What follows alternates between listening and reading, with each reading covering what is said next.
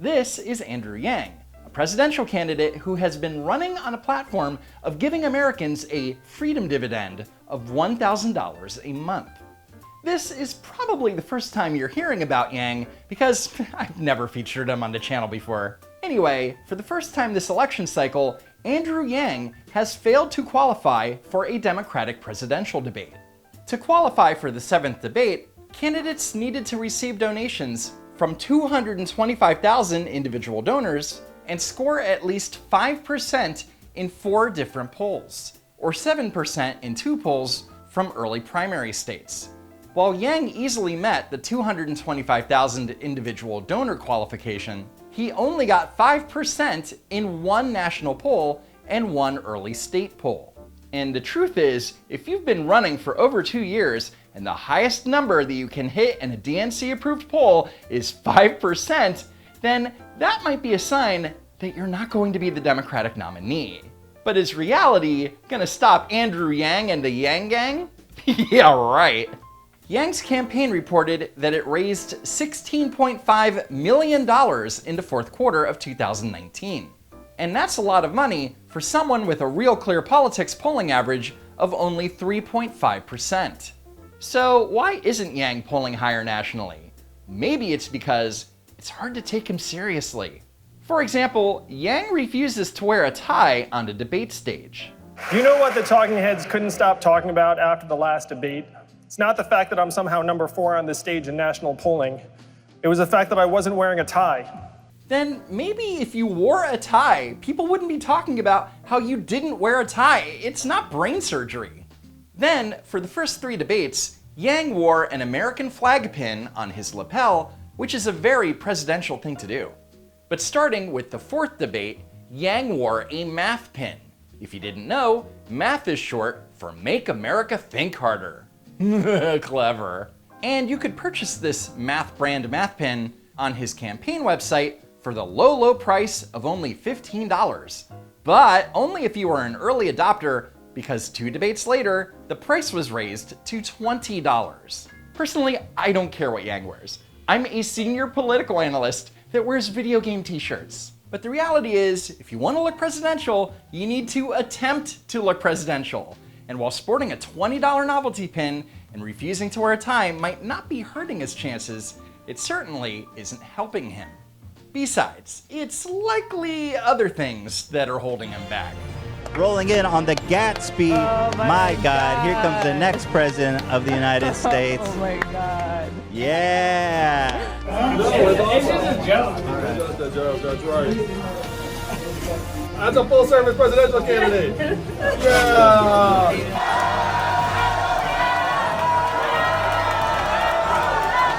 But no. It's not that Yang is a meme candidate. There is a more nefarious reason that he isn't polling higher. It's the Yang media blackout.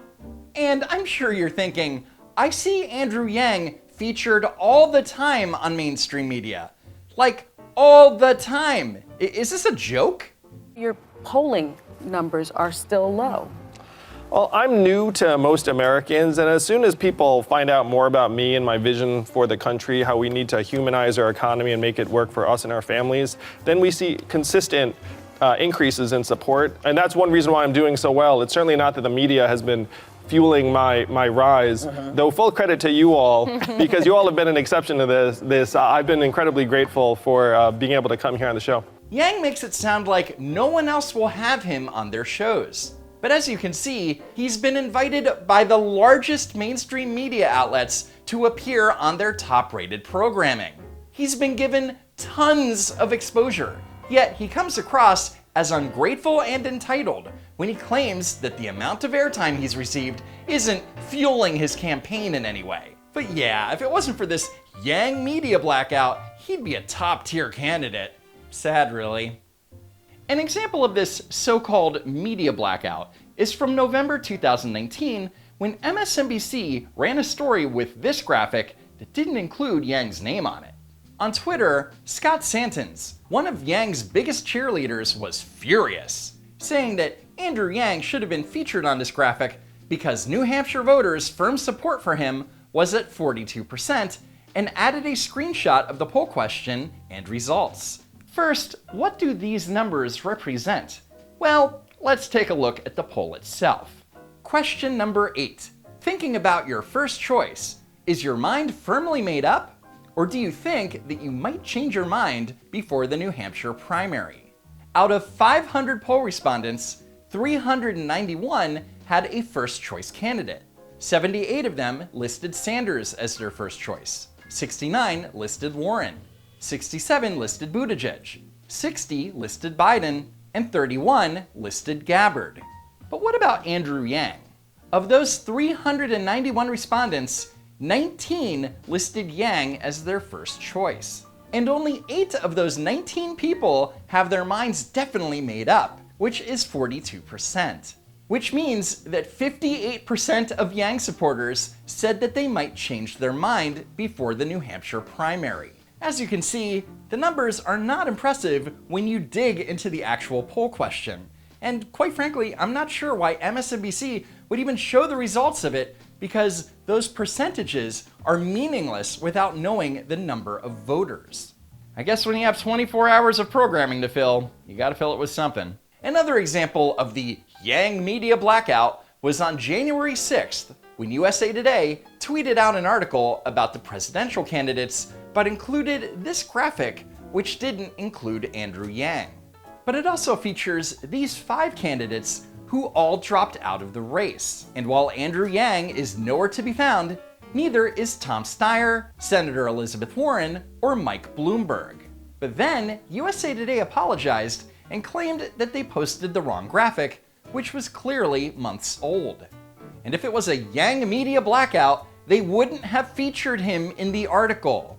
Then, on January 4th, Fair.org wrote a piece claiming that the media leave Yang out of candidate conversations, and give the example of how Andrew Yang only got to speak for a total of 10 minutes and 56 seconds during the December debate, compared to Senator Amy Klobuchar, who spoke for 19 minutes and 53 seconds. But what Fair fails to recognize is that Klobuchar is a very aggressive debater who continually looks for opportunities to interrupt and interject her opinion. In the imperative that we win this election. Could I respond? This is our chance. Very brief. I just want to make brief. very clear, Mayor, that the freedom of the press is deep in my heart. And just from this one instance, Senator Klobuchar gained 45 seconds of speaking time.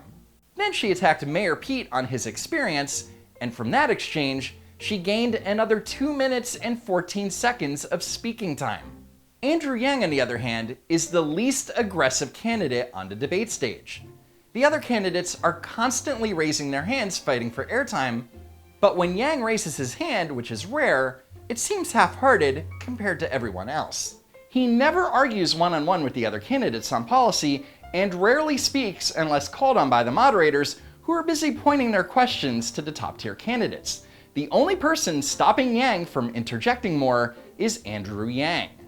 Another so-called Yang media blackout moment was on January 8th, 2020, when CNBC showed this graphic of fourth quarter fundraising results. However, the Yang Gang was quick to point out that the photos they used for Andrew Yang and Tulsi Gabbard were actually of venture capitalist Jeff Yang and Senator Kirsten Gillibrand. Graphics like this usually need to be made from scratch, and my guess is that they pulled images of the candidates from an internal server and used the wrong Yang. And to be fair, both Andrew Yang and Jeff Yang seem to have a thing against ties, so it seems like an honest mistake. As for Gabbard being replaced with Gillibrand, well, both have the letter G in their last names, I don't know. But to a bigger point, saying that it's part of a Yang media blackout makes no sense, because despite using the wrong photo of Andrew Yang, they were still reporting on the amount of money that Andrew Yang raised. If it was a media blackout, he would not have been mentioned. And I'm not defending CNBC, because at this stage of the 2020 cycle, CNBC's producers should know what the candidates look like, and mistakes like this make them look pretty incompetent. But to their credit, they quickly remade the graphic and issued an on-air apology. Because if you make a mistake, you take responsibility, and that's the right thing to do. Unless you're Andrew Yang. On January 4th, Ohio Secretary of State Frank LaRose announced that due to an error by Yang's campaign, Yang will not appear on the Ohio primary ballot. In Ohio, they use what is called a part petition. For every page of signatures, this form with the signature of the person circulating the petition, as well as this declaration of candidacy form, needs to also be submitted. So to clarify, when you submit these 2 pages of signatures, it needs to be accompanied by the page with the declaration, which Yang's campaign failed to do. Instead, they basically treated the declaration form like a fax cover letter when these 3 forms are supposed to go together. Yang responded to this by saying, "My campaign submitted nearly 3 times the amount of signatures needed, virtually ensuring that I would be on the ballot in Ohio. Nevertheless, because of a bureaucratic paperwork issue caused by an awkwardly worded law, nearly 3,000 Ohioans' First Amendment rights have been denied." It's not Yang's fault, you guys. It's Ohio's awkwardly worded law. A law that virtually the rest of the Democratic candidates were able to follow. But instead of taking responsibility, Yang's crying voter suppression. Yang went on to say, "As a non-politician, it's unfathomable that this could happen." Don't you see? He's a non-politician. You can't expect him to follow basic instructions. A word of advice. If you want one of those math pins, you better buy one now before the price goes up to cover the extra resources needed to run a write-in campaign. But Yang isn't just the victim of awkwardly worded laws, it's the lack of polls. The Daily Beast reported that Andrew Yang sent a letter to DNC Chairman Tom Perez in December urging him to commission 4 early primary state polls. With the upcoming holidays and meager number of polls currently out in the field, a diverse set of candidates might be absent from the stage in Des Moines for reasons out of anyone's control. More polls would provide an accurate snapshot of the current state of the race and where voters' hearts and minds are, thus getting ahead of an imminent problem. Before the December debate, there were 17 polls commissioned, and Andrew Yang only hit 5% in one of them. Yang's argument is that the polls commissioned before the December debate don't reflect how voters might feel after the December debate. So if the DNC ordered more polls, Yang and other diverse candidates would poll better and therefore qualify for the next debate. But the problem with Yang's theory is that it doesn't quite hold water. Because when you look at the results from these 6 early primary state polls taken after the December debate, Yang's numbers didn't improve for him enough to qualify for the January debate, as he needed to hit 7% in 2 of them or 5% in 3 out of the 6. So out of the 23 DNC approved polls, Yang only hit the 5% threshold in 2 of them. And at that rate, you'd need to commission another 24 polls for Yang to meet the January debate threshold. But you know, if it wasn't for CNBC featuring the wrong pick of Yang for 10 seconds in a graphic, or Ohio and their arcane election laws, or NBC turning his mic off during the first debate, or the DNC and their lack of polling, or the Christmas holiday, or this damn media blackout, Yang would totally be a top-tier candidate. Yang Gang, stop trying to make Andrew Yang happen. It's not going to happen. Thanks for watching, sharing, and hitting that like button. And if you haven't already, follow me on Twitter and subscribe to the channel. Check out the links in the description and check out these videos that you may have missed. Thanks for tuning in, Wang Gang, and I hope to see you next time.